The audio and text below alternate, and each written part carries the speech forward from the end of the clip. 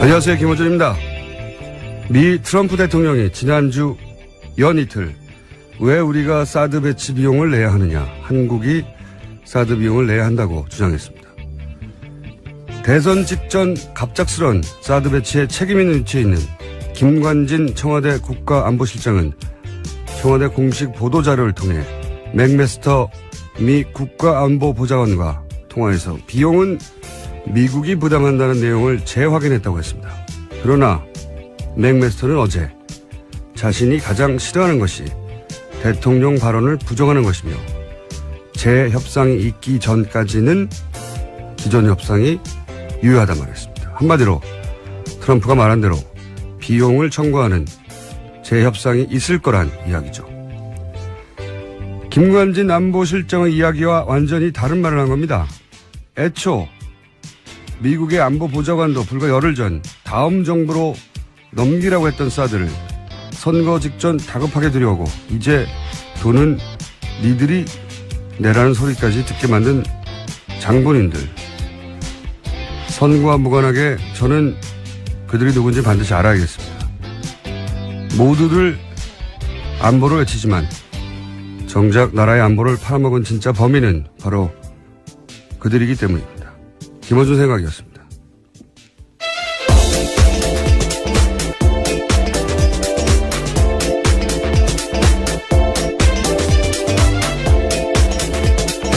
시사인의 김은지입니다. 오늘 쉬는 회사도 많죠. 대부분 그렇죠. 그죠? 노동절이니까요. 예. 쉬는 회사, 안 쉬는 회사가 더 적겠군요. 김은지 기자는 오늘 회사에 출근합니까? 그렇죠. 안 쉬는 네. 회사입니다. 예. 이 매체는 대부분 안 쉬어요, 이럴 때. 예, 마감을 해야 돼서요. 저희도 안 쉽니다. 네. 이번 주 휴일이 참 많은데 저희는 내일 생방송으로 합니다. 안타깝네요, 스스로. 자, 첫 뉴스는요? 네, 트럼프 미국 대통령이 주한미군에 배치된 사드 비용 10억 달러를 한국이 내야 된다. 이렇게 발언했습니다. 트럼프 대통령은 지난 28일 취임 100일 하루 앞두고요. 진행한 워싱턴 타임스와의 인터뷰에서 왜 우리가 사드 배치 비용을 내야 하느냐라면서 한국이 비용을 지불하는 것이 적절하다. 이렇게 밝혔습니다. 또 27일에도 이 로이터 통신과 인터뷰에서 한국이 사드 비용 내는 것이 적절한 것이라고 한국 측에 통보했다라면서 그것은 10억 달러 시스템이다. 이렇게 밝혔습니다. 트럼프 대통령이 이제 촉발시킨 사드 비용 한국 지불 이야기인데 여기 대해서 이제 김관진 안보실장은 자신이 맥마스터 미 국가안보보좌관인가요? 예. 네, 그 그렇죠. 사람하고 통화했더니 아니다. 그냥 미국이 내는 거다. 일반적인 이야기 한 거다. 예. 이런 이야기했죠. 기존 합의 재확인했다 했더니 바로 다음날 또 맥마스터가 아니다. 자기는 대통령 말을 어길 수 없다. 당연하죠. 저는 이게 너무 웃겨요. 이 김관진 안보실장이 예를 들어서 트럼프 대통령과 통화했더니 아니란다. 이것도 아니고 안보보좌관하고 통화해가지고 미국 대통령의 발언을 뒤집은 거잖아요. 예. 자기가 뭐라고. 그리고 맥마스터가 실제로 통화 내용도 그게 아니고 다음 협상 때까지만 유효하다고. 이 말은 다음 협상이 있단 말 아닙니까? 그러니까 저는 여기서 가장 1차적인 큰 책임은 김관진 안보실장이라고 봅니다. 어설프게 무마하려다가 오히려 더 크게 문제를 만들었습니다. 이 사드 관련해서는 트럼프 대통령도 그렇고 맥마스터 보좌관도 그렇고 기본 입장이 보니까 원래는 아니었는데 이제 돈 내라고 하겠다는 거거든요. 예. 그렇게 입장을 바꾼 거죠. 예. 우리가 빌미를 줬다고밖에 볼 수 없는 게 열흘 전에는 다음 정부에 넘기겠다고 했잖아요. 불과 열흘 전에 부통령하고 같이 방한했던. 근데 일주일 있다가 사드가 전격 배치된 거란 말이죠.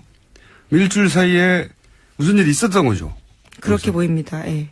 일주일 사이에 무슨 일이 있었던 건데 일주일 사이에 우리 정부 측에서 적극적으로 빨리 배치해달라고 대선 전에 그렇게 요청이 있지 않았나 추정하는 게 합리적인 거죠. 그러니까 미국 입장에서는 그렇게 우리한테 매달리면 그럼 돈 내.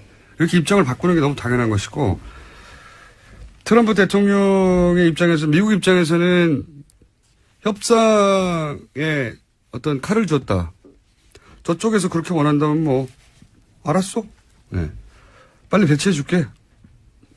그러니까 우리 정부의 어떤, 선거에 영향을 미치는 정치적 목적으로 이런 무리수를 두고 그게 미국한테 이런 협상에 칼을 쥐어주게 만든 그런 게 아닌가. 이런 의심이 들 수밖에 없어요. 네, 10억 달러면 1조입니다. 이거 결정한 사람이 돈 다 내게 해야 되고, 이거. 이 문제는 제가 보기엔 대선 이후에도 아주 크게 불거질 것 같고, 자, 여기까지 진도가 나가기 전에 이제 지난 토론회가 있었죠? 네, 토론회? 지난주 금요일 밤 토론회에서도 사드 비용 관련된 이야기가 쟁점이었습니다. 네. 각 후보들이 각자 입장을 밝혔는데 문재인 후보 같은 경우에는 사드 배치 문제를 차기 정부로 넘기라고 주장했었습니다. 예, 그렇게 발언 시작해서 이제, 토론회에서 이제 발언은 문재인 후보가 시작했는데 토론회에서 각자 한마디씩 다 했죠. 그렇죠. 네. 자, 사드 관련해서 지난 토론회에서 후보별로 어떤 입장을 내놨는지 직접 목소리를 들어보겠습니다. 10억 불을 내야 해도 무조건 찬성입니까? 무조건 다 찬성이라고들 해버리니까 이렇게 이제는 비용도 부담해라 라는 주장이 나오게 되고 10억 불 내라고 하는 것은 좌파 정부가 들어오면 이제 코리아 패싱을 하겠다는 그 뜻입니다. 트럼프 대통령이 중국과도 마찬가지로 처음에 외교적인 관계를 시작할 때 기존에 가지고 있던 여러 가지 기본적인 가정조차도 다 이렇게 한 번씩 흔들었습니다. 10억 불 낼 이유가 없습니다. 뭔가 딴 걸 노리고 친 것 같습니다. 아마 방위분담금 쪽에 압박이 들어오지 않나 이렇게. 저는 돈 못 내겠으니까 사드 도로 가져가라. 이렇게 말해야 당당한 대한민국이라고 생각합니다. 네, 기본 입장이 이제 각자 원래 가지고 있던 기본 입장 연장선상에서 얘기를 한 거죠. 예. 문재인 후보는 다음 정부에서 협상하자고 했던 자기 말이 맞지 않느냐. 예, 이런 말을 하는 거고. 홍준표 후보는 돈 내기 싫으면 우파 정부를 뽑아라. 그러니까 트럼프가 한국의 좌파 정부를 원하지 않기 때문에 10억 불이라고 하는 억지를 부리고 있다. 대선에 오히려 개입한 거라는 식의 이야기를 한 거죠. 그러니까 다른 건 모르겠는데 이건 아전인수죠. 트럼프 대통령이 돈을 내놓으라고 한 것이 좌파 정부는 싫다는 말을 한 게 아닌데, 이제 홍준표 후보는 이제 그렇게 해석해서 주장을 한 것이고, 그리고 이제 유승민 후보, 안철수 후보는 비슷한 얘기를 한 거죠. 예. 이거는 미국의 협상 스킬이다. 네, 트럼프가 이제까지 그렇게 해왔다라는 식의 이야기를 하고 있습니다. 이건 근데 미국의 입장을 이해해 준 거죠. 우리가 미국 입장을 이해해 줄 필요가 있나요? 예. 그리고 심상정 후보는 전면 철거해라. 예. 네, 가장 센 입장을 내고 있습니다. 가져가라. 예. 원래 본인들이 서 있던 입장 하에서 해석을 한 것이고, 홍준표 후보만 그걸 선거운동으로 연결시켰습니다. 좌파 정부는 필요 없다는 뜻이다. 자, 토론회에서 이런 이야기가 오갔고요. 자, 각 후보 지난 주말에 어떤 유세와 어떤 발언들이 있었는지 자, 일괄해서 한번 짚어보겠습니다. 1번 후보요. 네, 문재인 후보는 어제 서울 신촌에서 집중 유세 벌였습니다. 확실한 정권 교체하겠다 이렇게 강조했습니다. 박근혜 정부의 적폐는 물론이고 이명박 정부의 적폐, 그러니까 4대강 자원외교까지 다시 조사해서 정의를 바로 세우겠다 이렇게 강조했습니다. 자, 후보의 목소리로 직접 들어보겠습니다. 총리도 장관도 서로 나누자고 합니다. 이게 촛불 민심 맞습니까? 1700만 촛불이 원하는 정권 교체 맞습니까? 제가 대통령이 되면 적폐 청산 특별위원회 만들겠습니다. 4대강 비리, 방산 비리, 자원 외교 비리도 다시 조사해서 부정축제 자산이 있으면 환수하겠습니다. 자, 정권 교체 필요성을 이제 계속 강조하는 거죠. 예. 그래서 이명박, 박근혜 적폐 관련해서 조사해서 다시 환수하겠다 이런 주장이고요. 그리고 앞에 총리 장관도 서로 나눠정하는 거는 이제 안철수 후보와 김종인 전 대표의 전격적인 어떤 연대 합의 이 부분에 대한 비판인 거죠. 예. 자, 이런 말들이 어제 서울 신촌 유세에서 문재인 후보로부터 나왔고요. 자, 이번에는 홍준표 후보 짚어보겠습니다. 네, 홍 후보는 어제 경기 북부 지역 갔습니다. 보수층 결집이 어느 정도 성공했다 이렇게 판단하고 최대 승부처인 수도권 공략에 나섰습니다.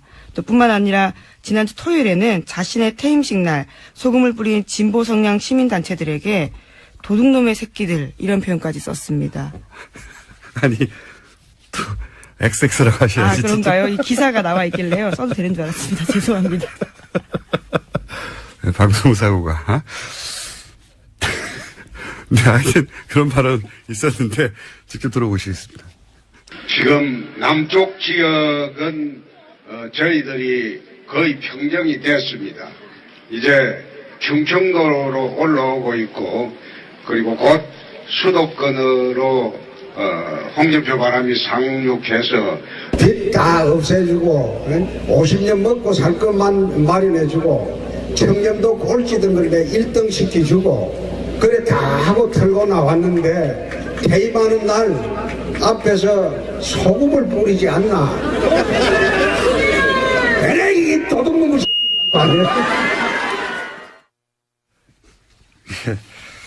자, 저희 PD가 또 경고를 먹겠네요. 아이, 죄송합니다. 이 기사가 그냥 나와 있길래요. 읽어도 되는 건 줄 알았습니다. 아유.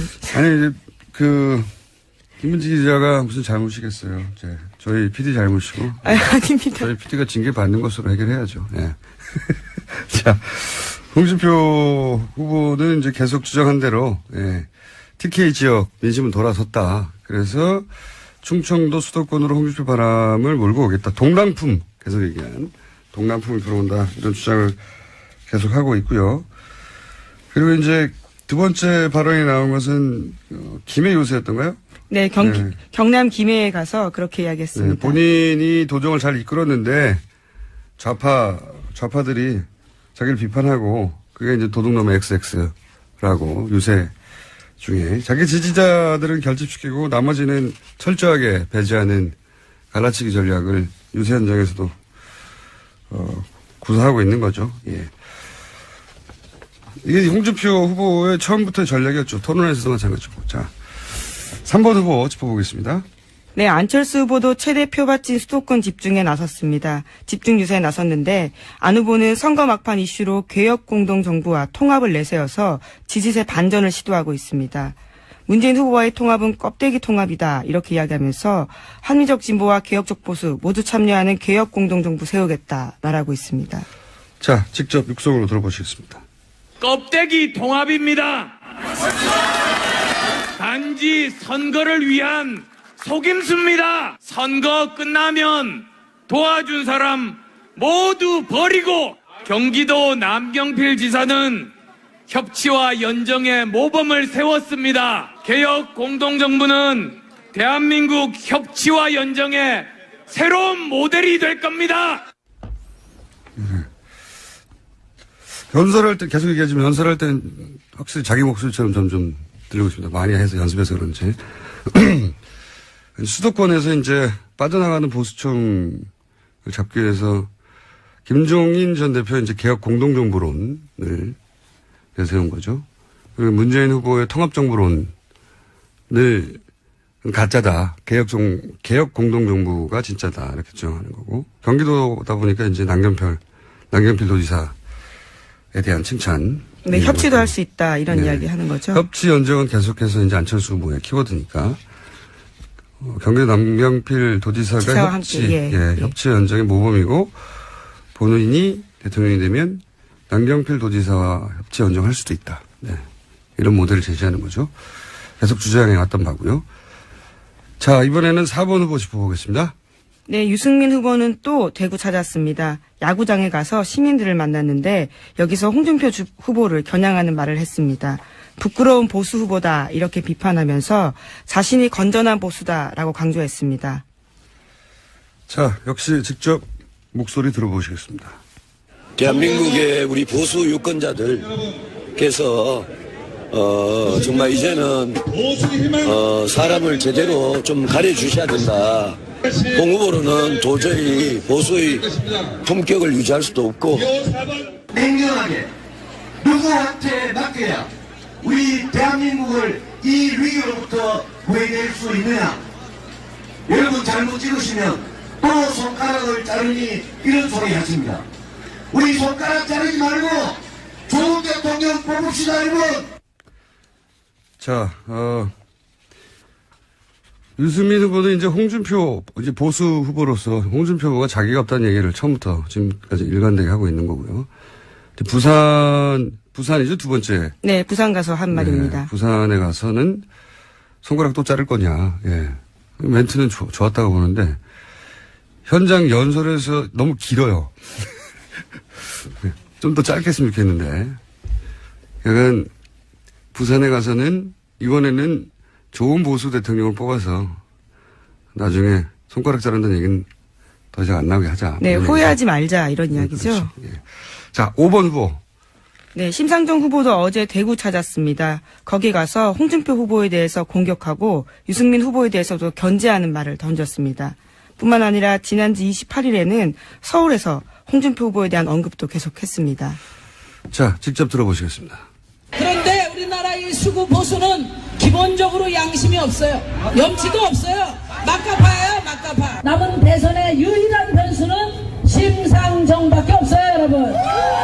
대구 시민 여러분께서 준표 아저씨 잡아주시면은 5월 9일날 경천 동지할 대한민국을 열어가겠습니다, 여러분. 준표 아저씨하고는 말을 섞지 않겠다고 했는데 제가 말을 안 섞으니까 너무 망당하는 것 같아요, 그죠? 제 페북에 보니까 시부모님 좀 속 시원하게 한번 좀 때려주세요. 제가 손으로 때릴 힘이 안 되고 말로 때리게요, 말로. 예? 현장음에 오토바이 효과음이 있었는데 저희가 넣은 게 아닙니다. 실제 유세 현장이었기 때문에. 심상정 후보는 지난 토론회부터 홍준표 후보를 직접 타겟으로 해서 공격하기 시작했어요. 아무래도 이제 문재인 후보보다 더 선명한 후보가 나다. 이걸 강조하기 위해서 그전까지는 홍준표 후보를 사실 외면하는 아예 상대하지 않았죠. 전략이었는데 이제는 전략을 바꿔서 홍준표 후보를 직접 공격하는 것으로, 그래서 개혁의 적임자가 자신이다 하는 이미지를 부각시키는 것으로. 자, 오늘은 곧 이어서 리얼미터도 들어봐야 되고 저희가 또 오자, 이번엔 5당을 담그십니다. 예, 오자 빙의 토론이 있기 때문에 여기까지 하겠습니다. 지금까지 시사인 김은지였습니다. 감사합니다. 네, 김은지 기자였고요. 자, 바로 이어서 리얼미터의 권순정 실장님이 사실은 아까부터 앉아 계셨어요, 옆에. 자, 안녕하십니까? 안녕하십니까? 안심번호를 이용한 대규모 조사 결과가 바로 나왔다면서요? 예.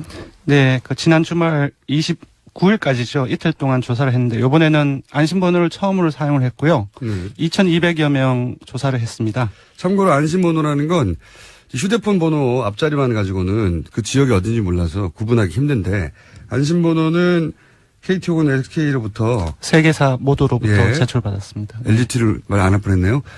3개사로부터 그 지역에 거기선 정보가 있으니까 그 지역의 번호를 제공을 받아서 여론조사를 하는 거라서 훨씬 정확도가 높다고 알려져 있죠. 네네. 자, 그럼 안심번호를 사용해서 2,200명 여론조사를 지난 주말에 한 겁니까?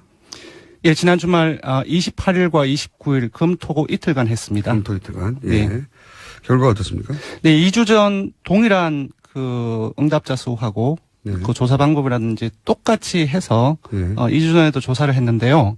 2주 전에 비해서 문재인 후보가 1.5%포인트 상승한 44.1%가 나왔습니다. 그리고 안철수 후보는 21.8%가 나왔는데요. 15.4%포인트가 떨어졌습니다. 2주 전과 같은 방식의 조사에 비해서? 예, 그래서 2주 전에서는 한 5%포인트 차가 났었는데 지금은 22.3%포인트로 벌어졌습니다. 그리고 눈여겨볼 지점은 홍준표 후보가 거의 2배 가까이 올랐습니다. 6%가 나와서 8.2%포인트가 올랐고요.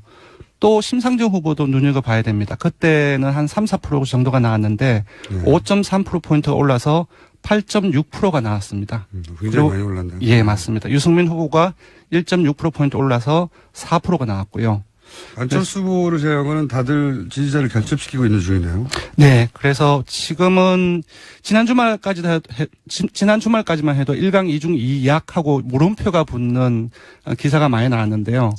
지금은 거의 1강 2중 2약이라고 그렇게 이제 좀 논의를 모아가는 상황이 아닌가 싶고요. 1강 2중 안철수 후보와 홍준표 후보가 격차 한 자릿수로 줄어들면서. 예, 격차가 5.2%포인트밖에 나지 않습니다. 네. 안심번호를 이용한 2,200명이면 큰 여론조사인데요, 보니까. 네, 적극투표청에서도 잠시 보면 조금 더 벌어집니다. 문재인 후보하고 안철수 후보가 47.4 대 21.1. 그리고 홍준표 후보나 심 후보, 유 후보는 조금 변동은 있는데 거의 비슷합니다. 네. 47.4, 21.1, 홍준표 후보 15.1. 네. 심상정 후보 9.0, 유승민 후보 3.7. 그리고 당선 가능성을 보면, 당선 가능성은 유권자들이 현재의 대선 판도를 어떻게 바라보는 심리를 볼 수 있는데요. 대세론하고 연관이 있습니다. 그래서 계속 조사를 하는데 문재인 후보가 68.7%가 나왔고요. 안 후보가 13.2%, 홍 후보가 10.1%, 유 후보와 심 후보가 각각 0.8%, 0.6% 나왔습니다. 물론 뭐 당선 가능성이 높다고 당선되는 건 아니죠. 근데 이제 네. 이렇게 유권자들의 심리 상태가 다음 정권의 탄생 가능성을 이렇게 보고 있다는 거고. 예, 문 후보에 대한 당선 가능성에 대한 예측이 유권자의 전망이 훨씬 더 계속적으로 높아지고 있는 상황이고요. 어제 KSO의 조사에서는 70%대가 넘어선 걸로 나왔습니다. 문재인 후보 여론조사 수치가 잘 나오니까 뭐 이렇게 받아들일 수밖에 없긴 하죠. 네네. 두 번째로 지난 3주 전 조사 상대 비교해서 후보 간 유권자 이동이 어떻습니까? 예, 저희들 4월 초에 5개 정당 후보가 확정이 됐는데요. 그 이후부터 조사일까지 한 3주간이 흘렀습니다. 그때 어느 후보로부터 어느 후보로 이동을 했는지, 그리고 또 이후 5월 9일까지 어떻게 이동할지를 이제 분석을 해봤는데요.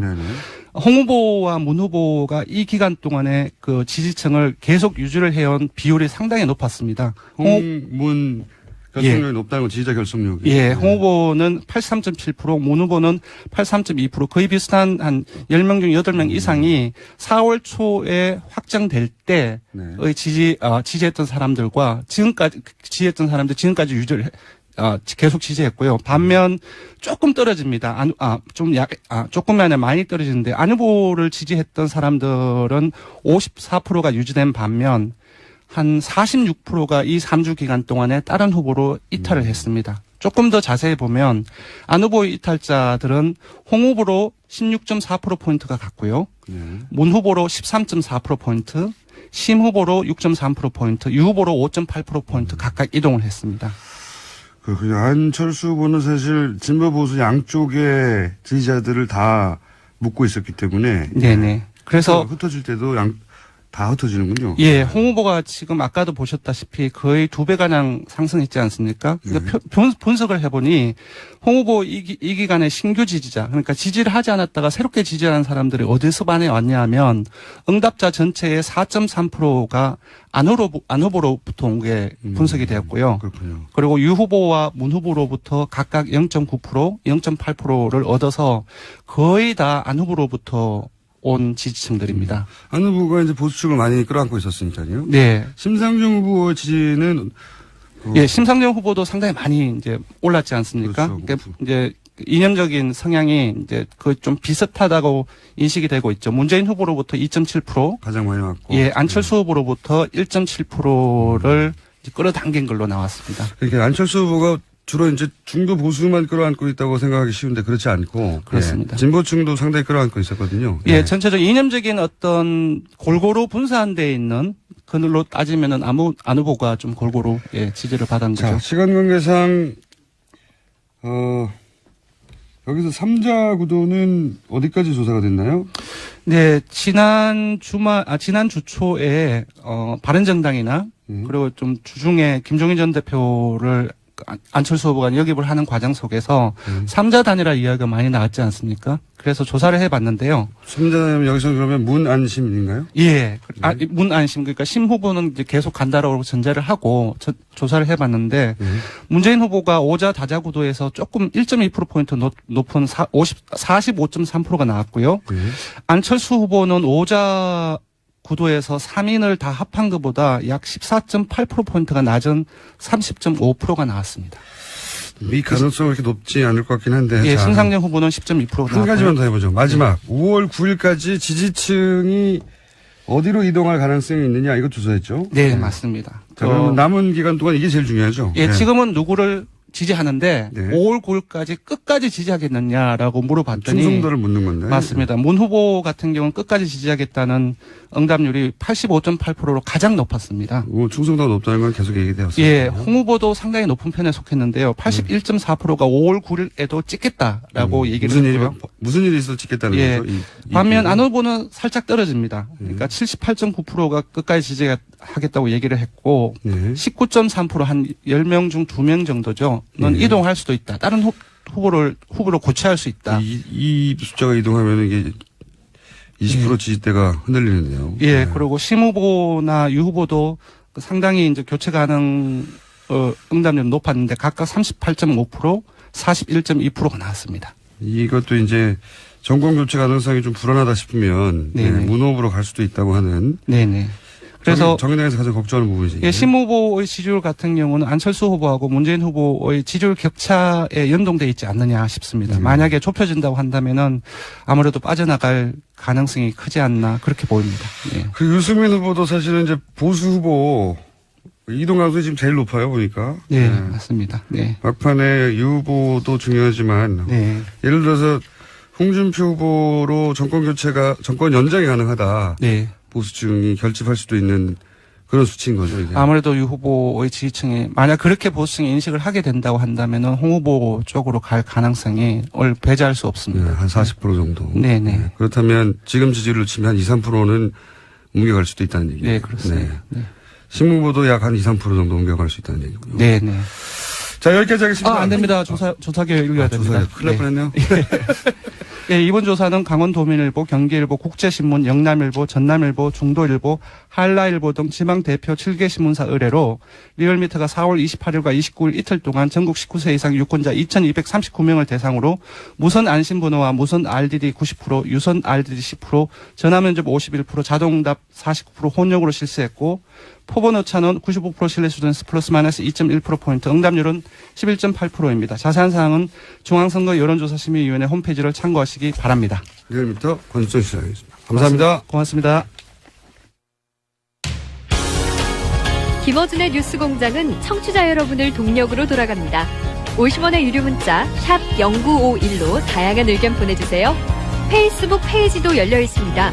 페이스북 페이지에 김어준의 뉴스공장을 검색하시면 다양한 방송 내용과 뒷이야기를 보실 수 있습니다. 김어준의 뉴스공장, 오늘도 공장문 활짝 열고 기다리고 있을게요. 교통정보입니다. 오늘은 월요일이지만 도로 상황은 전혀 월요일 같지 않습니다. 근로자의 날 출근 안 하는 분들이 많아서 지금 도로 상황 휴일 아침 같은데요. 다만 북부간선도로 구리 쪽으로는 속도가 좀 떨어집니다. 묵동나들목에서 구리 시계까지 막히는데 여기는 출근 정체라기보다는 퐁당퐁당 연휴를 맞은 나들이 정체로 볼 수 있겠습니다. 고속도로도 오늘은 출근 차량이 거의 없고요. 나들이 정체도 아직은 시작되지 않아서 전국의 모든 고속도로가 막힘없는 상태입니다. 이 밖에 오늘 곳곳에 안개 껴 있습니다. 특히 서해안고속도로 이용하실 분들 전방 주시 잘 해주시고요. 영동고속도로 대구알령과 강릉 사이의 강풍도 주의하시기 바랍니다. 교통정보였습니다. 오늘 경기 어떻게 보십니까? 네, 오늘 경기 아주 기대됩니다. 주거안정의 행복한 수비망은 광교 신도시와 다산 신도시가 더욱 든든하게 책임질 전망이며 따복하우스로 내 집 마련에 성공한 신혼부부 선수들의 가벼운 움직임이 기대됩니다. 말씀드린 순간 살기 좋은 경기 시작됩니다. 네? 선수들 오늘 움직임 아주 좋은데요. 좋아요. 그렇죠. 경기가 살아나네요. 경기가 뛴다. 시티 디자이너 경기도시공사. 이 캠페인은 살기 좋은 경기도를 만드는 경기도시공사가 함께합니다. 안녕하십니까. 한국천식 알레르기 협회 회장 김유영입니다.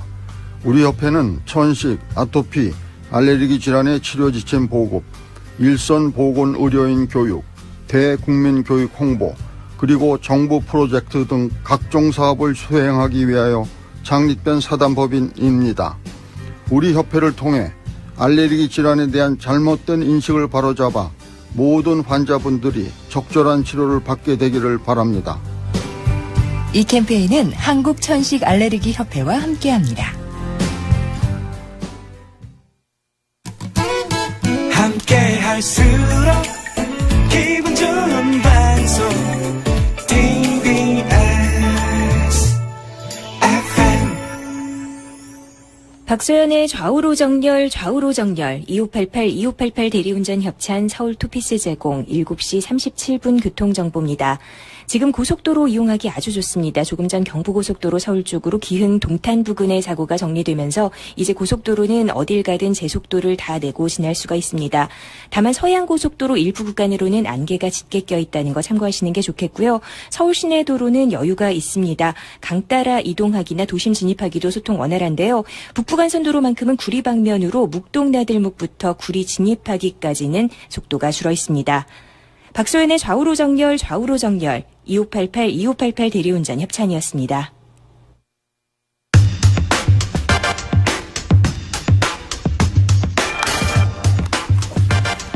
후보들이 나온 것보다 더 재밌다.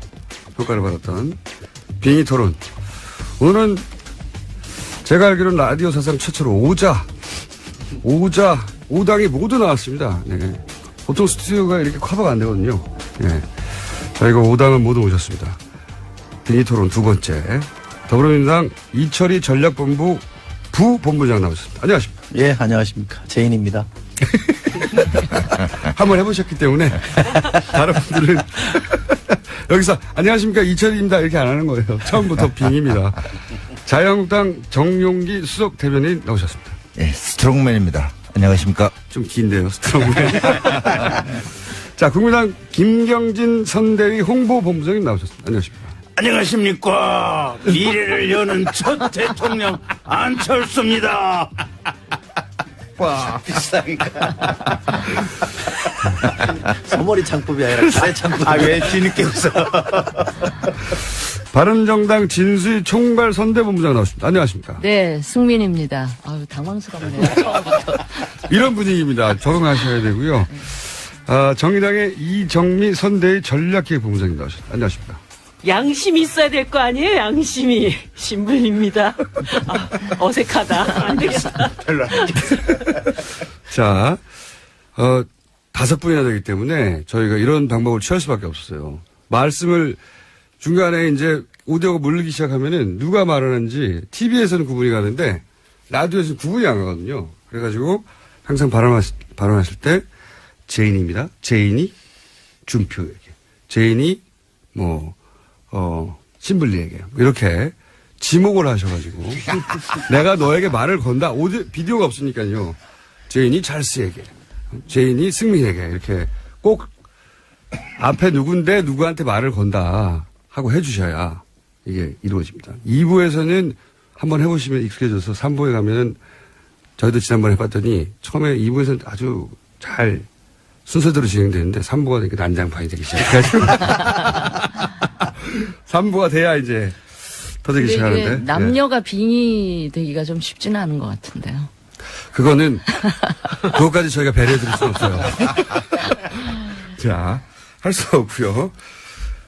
오늘 첫 번째 한 번씩 각 당에서 다른 당을 지목해가지고 현재 판세에 대해서 우리 당은 이렇게 판세를 읽고 있고 이렇게 먼저 말한 다음에 상대 당 한 군데를 지목해서 당신들 당은 이렇게 분석하고 있는데 그거 틀렸어 그거.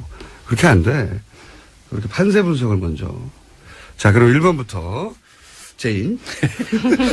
판세를 어떻게 분석하고 있는지. 예. 네, 저희는 그저 좀 담담히 웃는 상황, 소위부담입니다. 너무 좋아서 이렇게 들떠 있을 상황은 아닌 것 같고요. 조금 차분하게, 그러나 좀 담담하게 좀 시간을 보내고 있는데. 그게 좀 이상했습니까? 날짜 빨리 팔 가라고 일이 빨리 기다리는 가기만을 거. 기다린다는 그런 뜻. 놀고 있다는 뜻인 것 같기도 하고. 아니요, 저희가 그 남은 한 일주일 동안 격차를 많이 벌려서 압도적 승리를 해야 되기 때문에 저희도 바쁩니다. 다른 당에 대해서 얘기해야 된다는 거죠? 그렇죠. 제가 찰스 걱정을 좀 해야 되겠는데. 걱정입니다. 예. 이게 뭐 반전의 계기가 아니라 이게 계속 추락의 계기만 만들어져서 어떻게 하실랍니까? 물어보신 거예요? 이게 한번 공격 들어가는 거예요. 아니, 걱정하는 겁니다. 아니, 감사합니다. 약 올린 거. 감사합니다. 걱정해 주셔서. 근데 찰습니다, 사실. 네, 찰습니다. 안 찰습니다. 아니, 근데 저희도 여유 있게 지금 시간 가는 것을 좀 기다리고 있습니다. 아, 그래요? 네, 저를 보고 하지 마시고 제인을 보고. 네, 제인을 보고 네. 승리가 명백하기 때문에. 우선 작년 4.13 총선 때 지금 종로 여론조사를 보면 그 선거 전에는 정세균 의장이 오세훈 시장한테 한 7, 8% 뒤지는 걸로 나왔거든요. 뚜껑을 까보니까 거꾸로 나왔어요. 그래서 여론조사에 작년 또 4.13 총선 얘기를 한 번만 더 하면 총선 직전에 국민의당 여론조사 한 자리 숫자라 그랬거든요. 근데 뚜껑 까보니까 비례투표는 20몇 %가 나왔고, 그 다음에 어쨌든 호남이라든지 뭐 이런 데서는 압도를 했거든요. 그래서 별 신경 쓰지 않는다. 중요한 건 우리는 이 미래 이 인터넷 지표인 이 트렌드 검색량이 얼마나 되는가.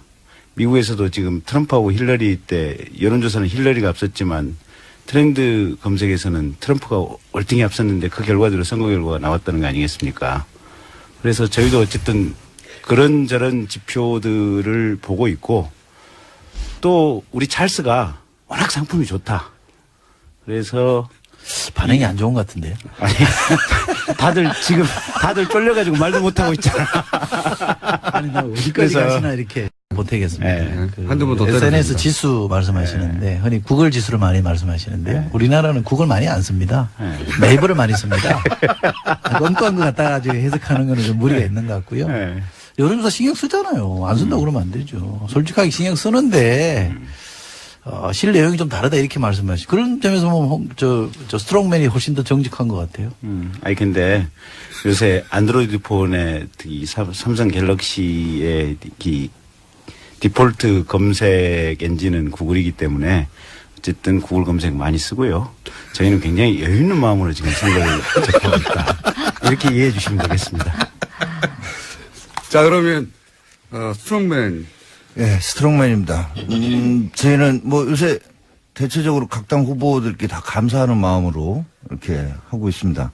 일단 뭐 제인 지금 보면은 다 된 것 같아서 TV 토론 할 때도 보면 아주 뭐 그만하세요, 끊지 마세요, 뭐 등등 해가지고 오늘 정책 본부장하고 토론하세요. 이런 거 보면서 이게 어떤 아무리 교만하고 아무리 실언을 해도 흔들리지 않는 이 고정 지지층 가지고 있는데 확장하기는 또 어려운 거 아니겠는가 이런 생각 가지고 결과적으로 우리를 도와주는 거 아닌가 이런 생각 가져보고 또 사실은 뭐 찰스는 뭐 스스로 알아서 셀프 디스를 해주시니까 이게 참 어떻게 뭐라고 감사를 드려야 될지 참 이런적이고 우리 또 신블리께서 유승민 후보한테 했던 그대로 좀 진심으로 돌려드리고 싶은 게 진짜 힘내라 심상정. 이렇게 해서 그거를 예. 스트롱맨한테 들으니까 참 기분이 거시기하네요.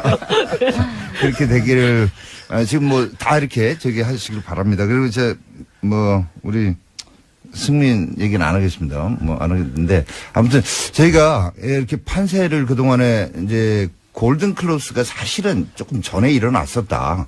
근데 이게 여론조사 수치상으로 나타나는데 조금 시간이 걸렸다라고 내부적으로 보고 있었습니다. 어디서 골든 크로스가 났는데 여론조사는 나중에 나온 겁니까? 아니 그게 보십시오.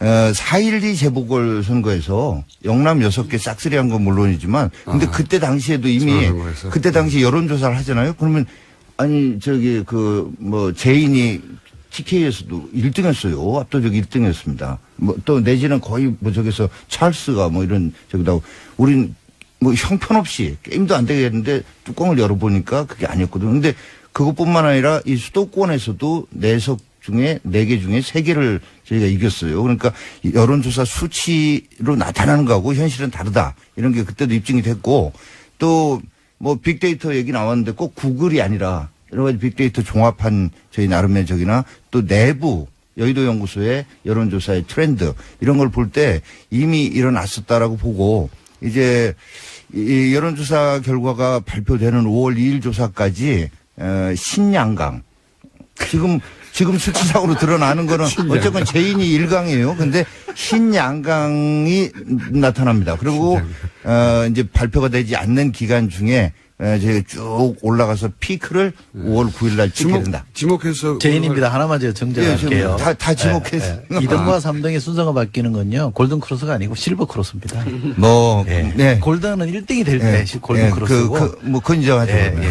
실버 크로스가 다가왔다 이렇게 얘기하시죠. 다가온 게 아니고 이미 이루어졌다. 아니 아직 발표된 조사에서는 안 일어났던데요. 실제로 스트롱맨이 골든 크로스를 이룰 가능성은 거의 없죠. 신불립니다. 네. 지난 촛불 과정에서 마지막까지 굉장히 몇 차례 고비가 있어도 국민들 중에 70% 이상이 반드시 이번에는 적폐 세력을 청산해야 되고 촛불 개혁을 이뤄야 된다. 이런 여론 지표가 계속 나타나지 않았습니까? 그렇기 때문에 스트롱맨이 그 이상을 치고 나와서 골든 크로스를 이룬다. 이거는 지금 대선 국면에서는 좀 가당치 않은 목표 수치다. 이렇게 저는 보고 있습니다. 근데 이제 스트롱맨입니다. 근데 어렵다. 적폐 세력이라고 하는 것 자체에 대해서 물론 박근혜 정부에서 벌어졌던 최순실 국정농단 이 부분을 잘했다는 거 아닙니다. 잘못한 거 있지만은 그거와 연계해서 모든 이명박 박근혜 정부 때 이루어졌던 정책 모두가 잘못됐고 거기에 참여했던 모든 사람을 적폐 세력이라고 하고 그거를 무슨 위원회를 만들어서 청산하겠다고 하고 이런 것들에 동의하지 않는 국민이 굉장히 많습니다. 그래서 이번 대선은 바람직하냐 안 하냐를 떠나서 진영 싸움으로 가고 있어요. 그래서 우리 스트롱맨이 처음부터 TV 토론에서도 우파 가치 그게 결국 이제 공동체 안보 그다음에 자유민주주의 시장경제 이런 것들을 일관되게 그래서 홍준표 후보야말로 이렇게 TV 토론에서 표현 가지고 이런저런 얘기들 하지만 가치 지향의 정치가 뭔가 하는 것을 실제로 보여주고 있다. 그래서 심지어 동성애 문제까지 그러니까 안보, 경제, 복지, 일자리, 동성애, 사형제도 등등과 관련해서 우리나라에서 언제 대선 때 이렇게 가치 중심으로 우파적 시각은 이런 거고 우파적 해법은 이런 겁니다. 라고 명확하게 보여주는 저기 승민입니다. 제가 좀 말씀을 드릴 텐데 제가 오늘 노동절 휴일 아침이고 해서 좀 웬만하면 좀 안 좋은 얘기 안 하려고 그랬는데 아니 계속 듣고 있다 보니까 우리 홍준표 후보에 대해서 하시는 얘기가 도저히 동의할 수 없는 부분들이 너무 많아서 제가 끼어들지 않을 수 없었는데 스트롱맨이 하는 얘기를 들어보니 네네네 그렇습니다.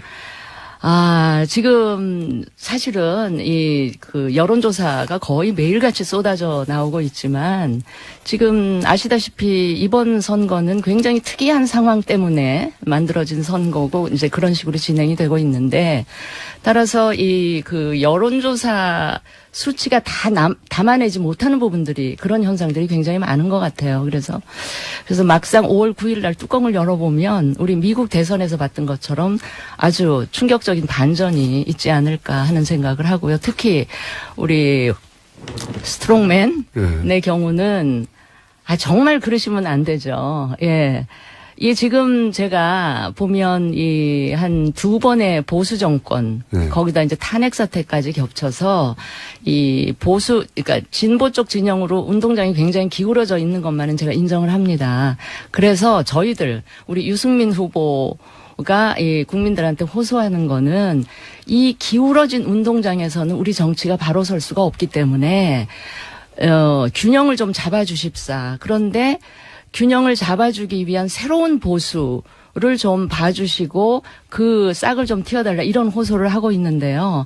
그 기울어진 운동장 바로 잡는데 홍준표 후보나 자유한국당이 그 역할을 하면 저는 안 된다고 생각을 합니다. 그리고 유권자들도 분명히 그걸 아실 거예요. 어떻게 잠깐만요. 제가 아까 얘기를 오래 하셨기 때문에 좀 말이 안 되는 얘기를 오래 하셨기 때문에 제가 이야기를 하는 겁니다. 어떻게 기울어진 운동장을 바로 잡을 수 있는 이 보수의 대한 세력으로 홍준표 후보와 자유한국당, 이거는 저는 정말 대다수 국민들이 동의하기 어렵다고 보고요. 어떻게 수구적이고 부패하고 낡은 그다음에 기득권을 다 가져가겠다. 심지어는 국정농단 세력까지를 단 한 명도 청산하지 못하고 그대로 껴안고가는 이런 세력에게 이 보수 진영에서 이 대표 주자의 위치를 안겨줄 것 같지는 않고요. 지금 발표되는 여론조사를 가지고 뭐 양강구도로 이미 신양강구도로 들어섰다. 이거는 저는 저도 너무 과장된. 지금 말씀을 누가 들으면 신문기가 하신 말씀인지. 아니 찰스 쪽에서도 스트롱맨한테 한 번 좀 난리하게 홍 스트롱맨. 이 홍 스트롱맨이 좀 이상한 쪽으로만 스트롱한 것 같아. 어떻게요? 어떻게 하냐면, 지금 뇌물죄로 물론 뭐 항소심에서 무죄 받긴 했지만 1심에서 유죄 나왔던 거 아니야. 예. 항소심에서 무죄 나왔고 대법원 뇌물에 대해서 지금 최종 판결 기다리고 있는 거 아니에요, 보면. 그런 사람 대통령 돼서 되겠어요? 그 다음에 세상에. 저보고 얘기하지 마시고. 스트롱맨을. 스트롱맨 쪽은 좀 무서워서 안 보여요. 그 다음에 두 번째로. 세상에 뭔 대통령 후보가 무슨 돼지 흥분제 얘기가 그런 단어가 따라다니면 되겠어요? 안 되지. 그래서 스트롱맨은 대통령 후보 하면 대통령 하면 안 되고요. 그냥 빨리 자진 사퇴 포기하셔야 되고요. 그 다음에 그 스트롱맨 주변에 계시는 의원님들이 지난번에 탄핵도 다 반대했었잖아요. 박근혜 구속되면 안 된다고 다 서명되고 이랬었잖아요. 그래서 그 스트롱맨도 좀 이상한 분이고 스트롱맨 주변에 있는 분들은 지난번 이 최순실 게이트 과정에서 이게 조금 좀 태도들이 많이 좀 안 좋았어요. 그래서 알겠습니다. 절대로 대통령이 돼서는 안 돼요. 제가 한마디 여기 지금 두 번 이어서요. 아니 한마디만 더 할게요. 스트롱맨 길게 얘기하셨기 때문에. 아니 제가요 예. 이야기를 안 하고 지나가면 다음에 할 기회가 없을 것 같아요. 아니 3부에 또 있습니다. 아니에요. 지금 승민입니다. 예. 거기에 지금 우리 김경진 변호사께서 하신 말씀에 좀 찰스가. 덧붙여서 찰스 쪽에서 하신 말씀에 덧붙여서 한마디만 제가 덧붙이면 짧게 더 얼마 전에 아마 그 스트롱맨께서 헌법재판소의 그 헌재 결과에 관해서 굉장히 이상하게 그 깎아내리는 그 모욕적인 언사를 하셨던데 대통령이 되겠다는 거는 우리나라 헌법 수호의 의지를 갖고 있어야 되는 거 아닙니까? 그런데 그런 헌재 의 판결을 뭐 자범들에 대한 판결문에도 볼 수 있었던 내용이다. 이거는 대단히 곤란한 이야기다 하는 점을 제가 덧붙이고 싶습니다. 왜냐하면 신분리가 기다리고 있거든요. 네, 스트롱맨입니다. 저는 일단 승민 얘기한 지금 큰 예상치 못했던 엄청난 결과를 열어봤을 때 변화가 있을 거다. 뭐 이거 전적으로 같은 의견인데 왜 또 이렇게 저기 해야 되는지 모르겠습니다. 투표를 직접 하면 엄청난 결과가 있을 거다. 예. 여론조사와 다른 그런 점 말씀드리고 승민에 대해서 이 말씀만 그동안에도 저는 이런 프로그램에 출연해서 일체 바른정당에 대해서는 얘기를 안 해왔습니다만은 유의미한 득표를 하는 순간 승민이 하는 순간 아주 작은 표차로 우리 우파가 패하게 되면 기존의 배신자 이미지에다가 성공한 이정희는 박근혜 대통령 못되게 하기 위해서 나와서 실패했는데 그렇게 되면 성공한 이정희가 되면 승민의 정치적 미래가 어려워지지 않겠는가. 그리고 나머지 분들에 대해서는 이렇게 얘기하겠습니다. 요즘 아무튼 스트롱홍이 많이 뜨긴 뜨나 봅니다. 오늘 여기서도 많이 얘기가 되지만 그전에는 별로 디스를 안 하셨는데. 그때는 6% 7% 그랬잖아요. 그러니까 특히 이제 어제부터인가 우리 제인 측에서 이제 본격적으로 검증하겠다 하고 대변인들 막 이동평에서 공격이 들어오는 거 보니까 야 이게 좀 잘 돼가고 있구나 이런 생각이 듭니다. 승민입니다. 저 한마디 제가 사과를 받아야 될 것 같아요. 기존의 배신자 이미지 우리 이거는 정영기 의원이라고 얘기를 해야 돼요. 의원께서 배신자라고 생각하세요? 자. 기존의 배신자 이미지라고 제가 했잖아요. 본인이 그렇게 생각하지 않으시면 여기서 얘기하지 마세요. 그렇게. 그거는 여기서는 정치적인 얘기를 하는데 우리 그 국민들 배신자 중에 이미지는 보편적인 이미지가 아니고요. 일부 그 국정농단 세력이 만들어내는 겁니다. 우파들 사이에 그런 게 있으니까 안 되는 거 아니겠어요? 아니에요. 지금. 우파 전체의 생각이라고 일반화시키지 마세요. 잘못된 일반화의 오류입니다. 몸만 풀었는데 이유가 다 끝났어요. 3부에서 진짜 본격적으로 전투가 시작될 것이고, 이철이, 정영기, 김경진, 진수희, 이정미 의원과 함께하고 있습니다. 3부에서 들어보시겠습니다. 대한민국의 우리 보수 유권자들께서 정말 이제는 사람을 제대로 좀 가려주셔야 된다.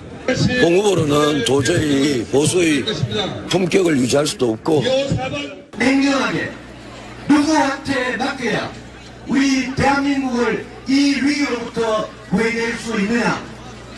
여러분 잘못 찍으시면 또 손가락을 자르니 이런 소리 하십니다.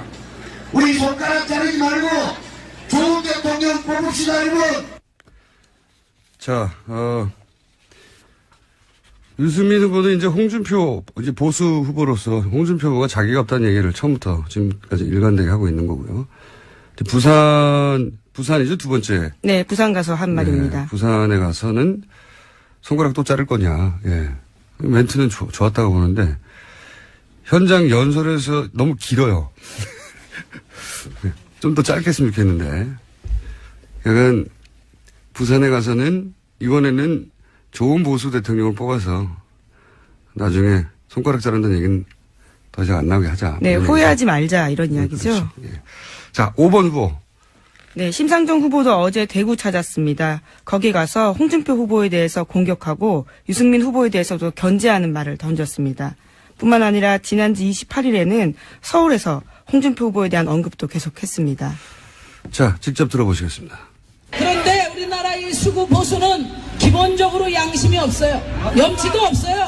막가파예요, 막가파. 남은 대선의 유일한 변수는 심상정밖에 없어요, 여러분.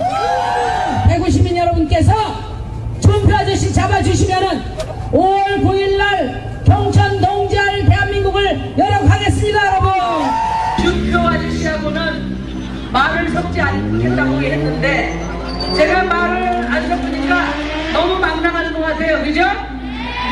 제 페북에 보니까 시부모님 좀 속 시원하게 한번 좀 때려주세요. 제가 손으로 때릴 힘이 안 되고 말로 때리게요, 말로. 예? 현장음에 오토바이 효과음이 있었는데 저희가 넣은 게 아닙니다. 실제 유세 현장이었기 때문에. 심상정 후보는 지난 토론회부터 홍준표 후보를 직접 타겟으로 해서 공격하기 시작했어요. 아무래도 이제 선명한, 문재인 후보보다 더 선명한 후보가 나다. 이걸 강조하기 위해서 그전까지는 홍준표 후보를 사실 외면하는 아예 상대하지 않았죠. 전략이었는데 이제는 전략을 바꿔서 홍준표 후보를 직접 공격하는 것으로, 그래서 개혁의 적임자가 자신이다 하는 이미지를 부각시키는 것으로. 자, 오늘은 곧 이어서 리얼미터도 들어봐야 되고 저희가 또 오자, 이번엔 5당을 담그십니다. 예, 오자 빙의 토론이 있기 때문에 여기까지 하겠습니다. 지금까지 시사인 김은지였습니다. 감사합니다. 네, 김은지 기자였고요. 자, 바로 이어서 리얼미터의 권순정 실장님이 사실은 아까부터 앉아 계셨어요, 옆에. 자, 안녕하십니까? 안녕하십니까? 안심번호를 이용한 대규모 조사 결과가 바로 나왔다면서요? 예. 네, 그 지난 주말 29일까지죠. 이틀 동안 조사를 했는데 이번에는 안심번호를. 안녕하세요, 김호준입니다. 미 트럼프 대통령이 지난주 연이틀 왜 우리가 사드 배치 비용을 내야 하느냐, 한국이 사드 비용을 내야 한다고 주장했습니다. 대선 직전 갑작스런 사드 배치에 책임 있는 위치에 있는 김관진 청와대 국가안보실장은 청와대 공식 보도자료를 통해 맥메스터 미 국가안보보좌관과 통화해서 비용은 미국이 부담한다는 내용을 재확인했다고 했습니다. 그러나 맥메스터는 어제 자신이 가장 싫어하는 것이 대통령 발언을 부정하는 것이며 재협상이 있기 전까지는 기존 협상이 유효하다 말했습니다. 한마디로 트럼프가 말한 대로 비용을 청구하는 재협상이 있을 거란 이야기죠. 김관진 안보실장의 이야기와 완전히 다른 말을 한 겁니다. 애초 미국의 안보보좌관도 불과 열흘 전 다음 정부로 넘기라고 했던 사드를 선거 직전 다급하게 들여오고 이제 돈은 니들이 내라는 소리까지 듣게 만든 장본인들. 선거와 무관하게 저는 그들이 누군지 반드시 알아야겠습니다. 모두들 안보를 외치지만 정작 나라의 안보를 팔아먹은 진짜 범인은 바로 그들이기 때문입니다. 김어준 생각이었습니다.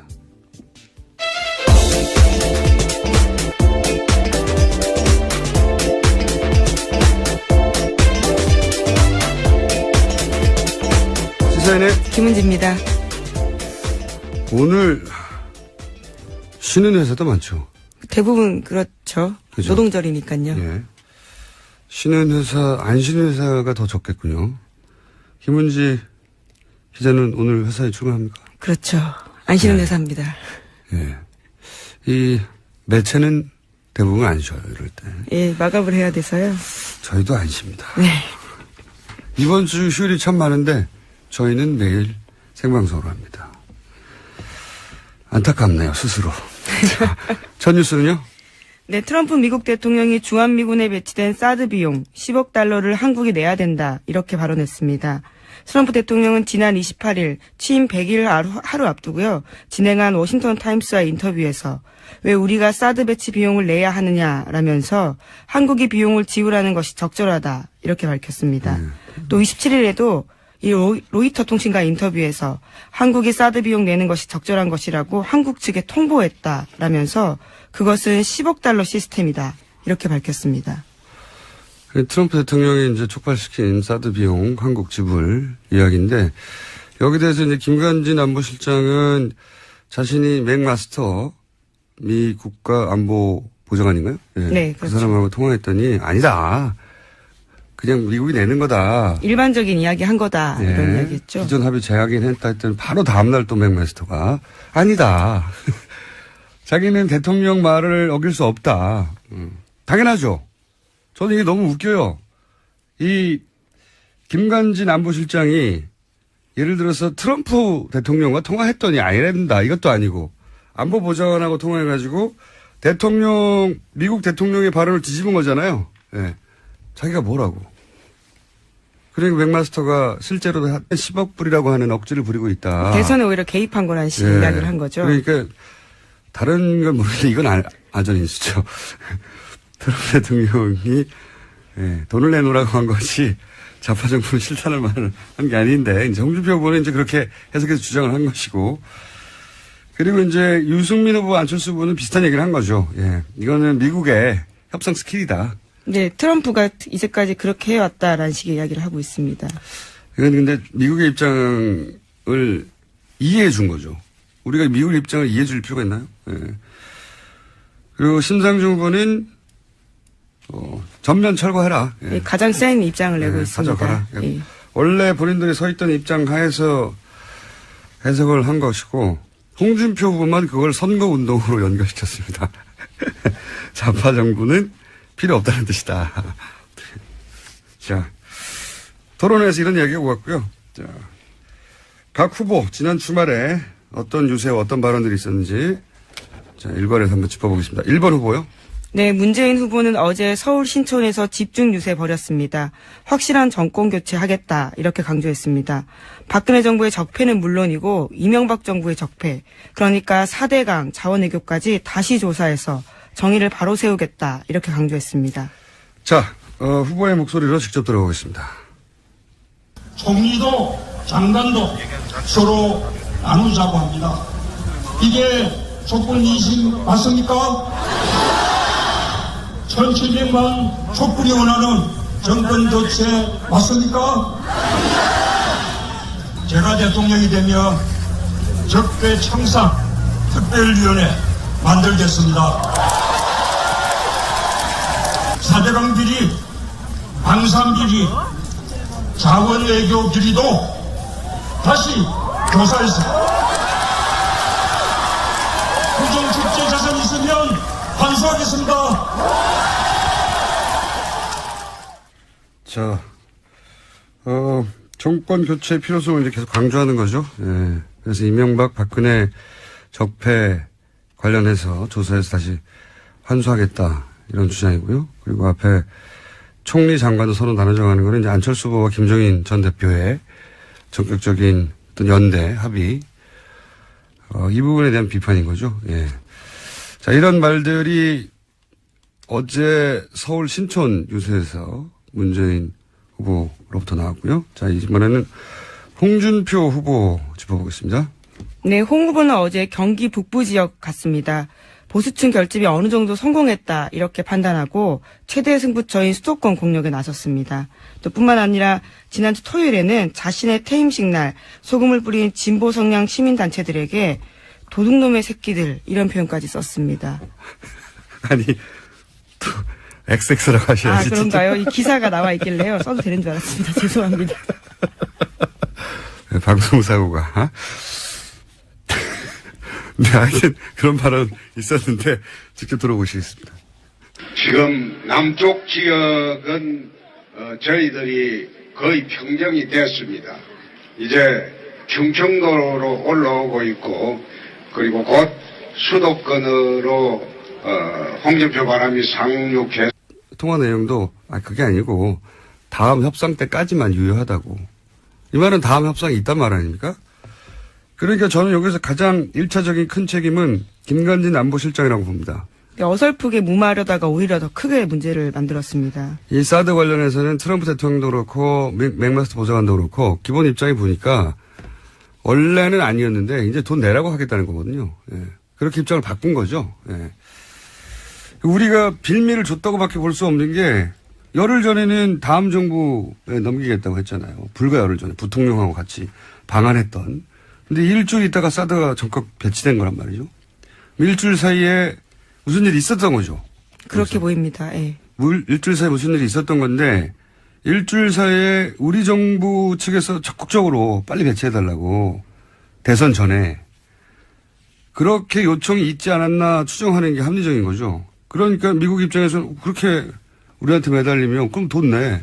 이렇게 입장을 바꾸는 게 너무 당연한 것이고 트럼프 대통령의 입장에서 미국 입장에서는 협상에 어떤 칼을 줬다.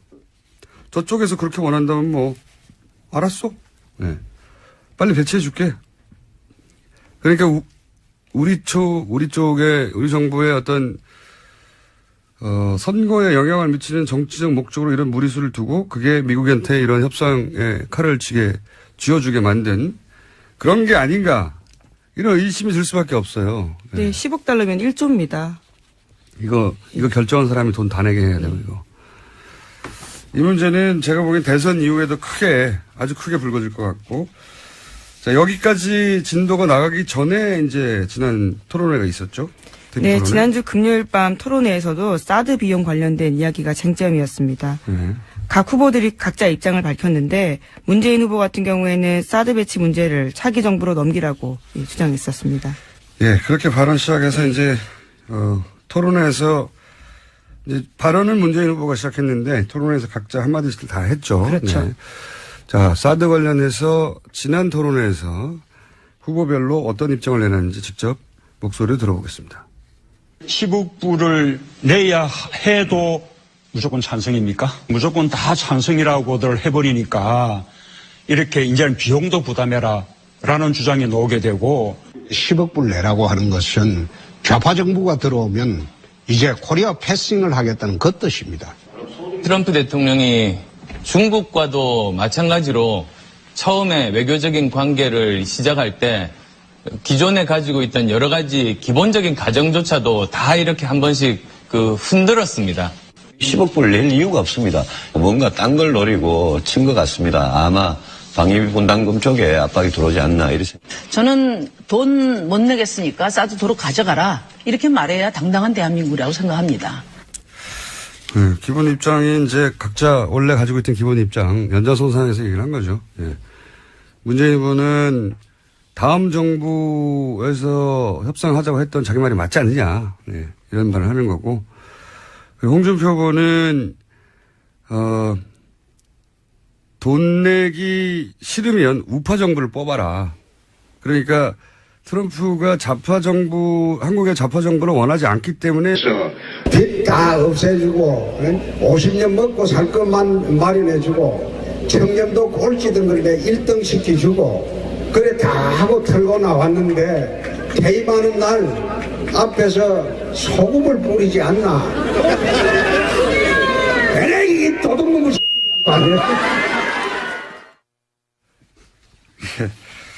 자, 저희 PD가 또 경고를 먹겠네요. 아이, 죄송합니다. 이 기사가 그냥 나와 있길래요. 읽어도 되는 건 줄 알았습니다. 아유. 아니, 이제, 김은지 기자가 무슨 잘못이겠어요. 이제, 저희 PD 잘못이고. 아닙니다. 저희 PD가 징계 받는 것으로 해결해야죠. 예. 자, 홍준표 후보는 이제 계속 주장한 대로, 예. TK 지역 민심은 돌아섰다. 그래서 충청도 수도권으로 홍준표 바람을 몰고 오겠다. 동랑품, 계속 얘기한. 동남풍이 들어온다. 이런 주장을 계속하고 있고요. 그리고 이제 두 번째 발언이 나온 것은 김해 요새였던가요? 네, 경남 김해에 가서 그렇게 이야기했습니다. 네, 본인이 도정을 잘 이끌었는데 좌파들이 자기를 비판하고 그게 이제 도둑놈의 XX라고 유세 중에 자기 지지자들은 결집시키고 나머지는 철저하게 배제하는 갈라치기 전략을 유세 현장에서도 구사하고 있는 거죠. 예. 이게 홍준표 후보의 처음부터의 전략이었죠. 토론에서도 마찬가지고. 자, 3번 후보 짚어보겠습니다. 네, 안철수 후보도 최대 표밭인 수도권 집중에 나섰습니다. 집중 유세에 나섰는데 안 후보는 선거 막판 이슈로 개혁 공동정부와 통합을 내세워서 지지세 반전을 시도하고 있습니다. 문재인 후보와의 통합은 껍데기 통합이다 이렇게 이야기하면서 합리적 진보와 개혁적 보수 모두 참여하는 개혁 공동정부 세우겠다 말하고 있습니다. 자, 직접 육성으로 들어보시겠습니다. 껍데기 통합입니다. 단지 선거를 위한 속임수입니다. 선거 끝나면 도와준 사람 모두 버리고 경기도 남경필 지사는 협치와 연정의 모범을 세웠습니다. 개혁 공동정부는 대한민국 협치와 연정의 새로운 모델이 될 겁니다. 연설할 때 계속 얘기하지만 연설할 때는 확실히 자기 목소리처럼 점점 들리고 있습니다. 많이 해서 연습해서 그런지. 수도권에서 이제 빠져나가는 보수층을 잡기 위해서 김종인 전 대표 이제 개혁 공동정부론을 내세운 거죠. 그리고 문재인 후보의 통합정부론을 가짜다. 개혁 공동정부가 진짜다. 이렇게 주장하는 거고. 경기도다 보니까 이제 남경필 도지사에 대한 칭찬. 네, 협치도 할 수 있다. 이런 이야기 하는 거죠. 협치 연정은 계속해서 이제 안철수 후보의 키워드니까. 경기도 남경필 도지사가 협치 연정의 모범이고 본인이 대통령이 되면 남경필 도지사와 협치 연정할 수도 있다. 네. 이런 모델을 제시하는 거죠. 계속 주장해 왔던 바고요. 자, 이번에는 4번 후보 짚어보겠습니다. 네, 유승민 후보는 또 대구 찾았습니다. 야구장에 가서 시민들을 만났는데 여기서 홍준표 후보를 겨냥하는 말을 했습니다. 부끄러운 보수 후보다 이렇게 비판하면서 자신이 건전한 보수다라고 강조했습니다. 자, 역시 직접 목소리